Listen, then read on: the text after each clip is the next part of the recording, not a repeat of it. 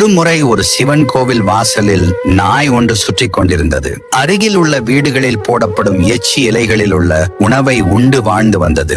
அந்த கோவிலின் 11 நாள் திருவிழா தொடங்கியது. கடவுளுக்கு படைத்த உணவை வீணாக்க கூடாது என்பதால் யாரும் எச்சில் இலையை போடவில்லை.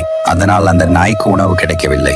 அந்த நாய் மிகுந்த பசியுடன் கோவில் வாசலில் படுத்திருந்தது. அப்போது கோவிலில் பிராமணர் ஒருவர் ராமாயணம் பற்றி பேசிக் கொண்டிருந்தார். அவர் ராமேஸ்வரத்தில் ராமர் பிரதிஷ்டை செய்த லிங்கத்தை பற்றி புகழ்ந்து கூறிக்கொண்டிருந்தார். அங்கே இருந்த அனைவருக்கும் ராமேஸ்வரம் சென்று சிவலிங்கத்தை தரிசிக்க வேண்டும் என்ற ஆசை வந்தது. கோவில் திருவிழா முடிந்ததும் ராமேஸ்வரம் சென்று புண்ணியம் சேர்க்க வேண்டும் என்று முடிவு செய்தனர். அதை காதில் கேட்டுக்கொண்டிருந்த அந்த நாய்க்கும் ராமேஸ்வரம் செல்ல வேண்டும் என்ற ஆசை வந்தது. கஷ்டப்பட்டு எத்தனை நாள் தான் இந்த எச்சில் உணவை உண்டு பிழைப்பதும் புண்ணியத்தை தேடி செல்ல வேண்டும் என்று முடிவு செய்தது. திருவிழா முடியும் வரை அந்த பிராமணரின் வார்த்தைகளை கேட்டு அந்த நாய்க்கு பக்தி அதிகமானது. திருவிழா சிறப்பாக முடிந்தது. சரி, ராமேஸ்வரம் செல்லலாம் என்று நாய் புறப்பட்டது. அப்போது அருகில் இருந்த வீட்டின் வாசலில் சத்தம் கேட்டது.